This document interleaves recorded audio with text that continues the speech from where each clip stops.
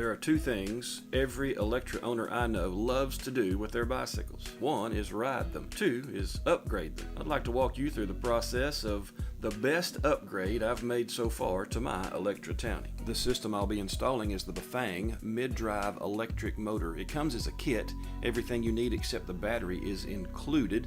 This one is a 750 watt version of it. There's different power levels that you can choose from. The battery I have here is a 20,000 milliamp hour or 20 amp hour battery that I picked up off eBay. I'll put a link to both of these in the description so that you can see and do research for yourself as to which one would be best for you. We'll have to start the process by removing the crankset and bottom bracket from your bicycle. It's not a hard job. It should not be intimidating to you, but there are a few specialized tools that will make it a lot easier. One of the things you see here is a crank removal tool. Now this is one that I've had for a long time. It came in a kit that I bought. The kit wasn't very expensive. You can find them on Amazon or eBay or your local bike shop. The chrome plated piece you see here is a bottom bracket removal tool. Also inexpensive purchase. They can be picked up on Amazon, eBay, or at your local bike shop. I'm not going to walk you through the process here because there are a lot of really good how-to videos on YouTube, so we'll start with the bottom bracket and crankset already removed and pick up there. Once the crankset and bottom bracket have been removed, we'll work from the non-drive side of the bicycle. That's going to be the left-hand side if you're seated on it. We'll take the Bafang mid-drive electric motor assembly and slide it through from the back to the front of the bottom bracket housing. Now once you've slid this through, it should go in fairly easily depending on how much paint you have inside your bottom bracket housing. And once it's slid through, you can see that there is enough thread to go ahead and make a good secure connection. You're going to notice in this collar there is two sides to it. One has places where it sticks out. That should go toward the bottom bracket housing because that kind of needs to bite up against the housing there, and one has the divots that are in, and that comes out toward you. Place that in as far forward and up as it can, and it should hold there based on how tight I put this ring on. This motor stays up where it's supposed to be, should have contact. The next piece we'll have is going to be this lock ring that will hold the motor in place. There is a specialized tool to put this on. I've broken mine, so when I install it, I'm going to use a screwdriver and a hammer.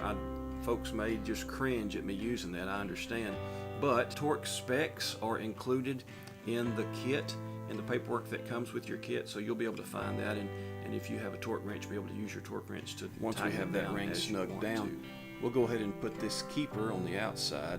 Now it does have its torque specs written on the piece. It's 25 to 30 nanometers, Newton meters, whatever that NM stands for. If you don't have that, of course, you can use some wide mouth pliers, but it's going to mar up the finish of this little collar when you do that. There's another specialized tool that's used here. It's one of the ones I showed you earlier, and that makes it a lot easier to get a good grip on that collar and tighten it down where it's supposed to be. Now we're back to the point of reinstalling our crank arms. Slide them onto the bottom bracket. It's a simple matter of just reinstalling this bolt that came out. There are torque specs. You probably should try to find those and put those on according to torque if you have a torque wrench. Otherwise, you need to make sure that you just snug them down really good and tight, as you see me doing here, and recheck them after you've ridden for a little while. You'll see we've switched over to the drive side, and now we need to mount the chain ring. Now I've replaced the 5 bolts that came with it with something that has a lock ring on a lock washer on it. I like the added security of having a lock washer there, so we'll put those 5 on and snug them down real good before we put the drive side crank arm back on as well. Probably need to clean my chain if I were gauging from the grease that came off on my hands. The next thing we'll do is reinstall the chain. Now you notice my chain, I don't have a derailleur in the rear of my bicycle. I've replaced my rear hub with a 3-speed internally geared hub. I don't necessarily recommend that because it's a little bit weaker than a traditional rear that comes on the Townie. I'm going to go ahead and reinstall my chain guard, and this part of the assembly will be finished. We're now at the point of reinstalling our battery and making some electrical connections. Now this battery bag, I'll also link to in the description. It's the best fitting, best looking as far as I'm concerned, battery bag I've been able to find to fit in this Townie frame. Now you have a lot of options because there's a lot of space here, but this bag holds its shape well, it holds this battery well, it leaves me enough space in front of the battery to put an extra tube, to put my tool kit, and have plenty of space that I'm not worried about things getting too tight in there. Now it goes over the top tube and it is held on by Velcro in 3 places there at the top, and then it is held on by 2 at the down tube so that it doesn't swing, and it stays very stable. I like having the bulk of my weight here in the middle of my bicycle. When you do a rear hub motor, you're putting a lot of weight at the very back of the bicycle. When you mount your battery on the rear rack, again, you're putting a lot of weight on the back of the bicycle. But when you have everything here in the what they call the triangle, your hub motor is down here by the bottom bracket, your battery is here inside the triangle. You've got everything pretty well centered between the wheels, and it makes for a very stable ride. I've replaced the battery connector with my favorite, the XT90 anti-spark battery connector. You can find them on Amazon or eBay. You might can find them in your local hobby shop. I like them because of the anti-spark feature. I also like them because they'll handle a lot of voltage or wattage or whatever that is that goes through them.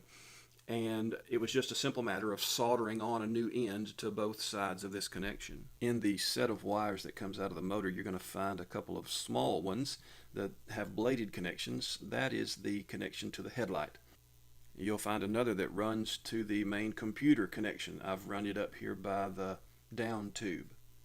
There's still another that runs to the speed sensor that gets mounted here on the rear next to the wheel.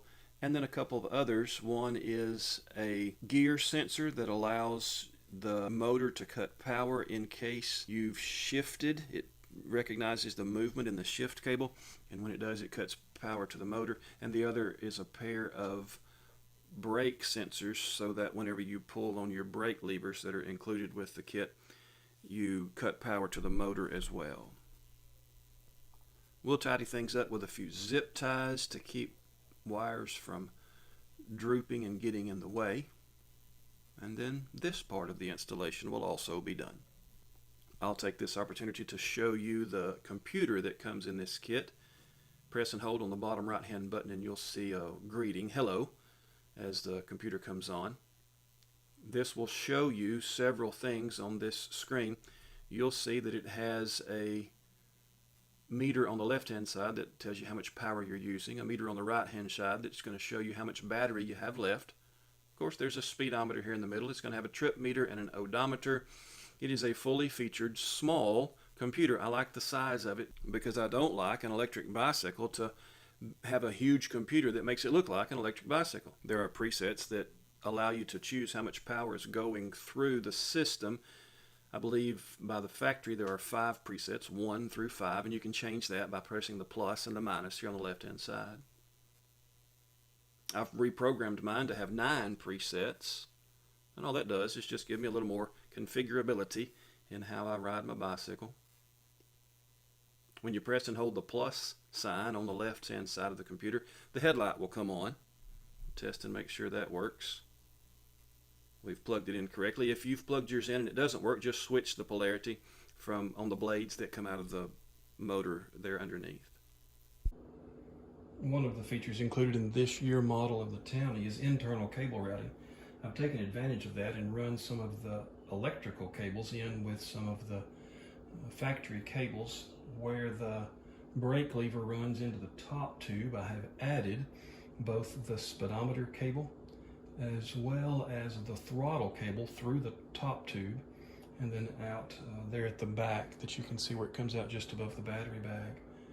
For the down tube, I have run my light cable in there in addition to the gear shift cable. It comes out just above the bottom bracket and then runs along the bottom there towards the battery. So that's been a much cleaner look. On my wife's Townie, it doesn't have internal cable routing, so I ran those just along the tube and used a few more zip ties. I used a loom around the cables in front of the handlebars to keep everything kind of a clean look there. And some of these connectors are fairly large. Whenever you get the kit, you'll see that the connectors are similar to the one there that connects the main set of electronics from the motor to the main set of electronics from the computer, from the speedometer. That's a pretty good sized connector there, and the rest of them, the connectors are significantly larger than the wires they're connecting. And so there's a little bit of a bundle there in front of my wife's handlebar where I've had to use a loom to connect everything. But using the loom and making sure that my cables don't just hang, it gives a pretty clean look. I know that some of you may have made the purchase of a Townie, and it was quite an investment, and you didn't go with the Townie Go. You looked at both of them and you thought, I just can't justify the extra cost of the electric Townie. So you bought the regular Townie, and now you're a couple of years in and you've thoroughly enjoyed your investment. It's been well worth the money, and you've saved up a few more dollars, and you're thinking, okay, so now do I want to add electricity to what I have been enjoying so much? I mean, this bicycle has stolen my heart. I have taken it on rides on vacation. I have ridden it around the neighborhood with my kids. I've even named it. Yes, I'm looking at you. And you want to hang on to this bicycle that's brought you so much joy? Well, here's a great way to save your knees, to get more distance out of what you enjoy by adding a Bafang 750 watt mid-drive motor to the bicycle you already love.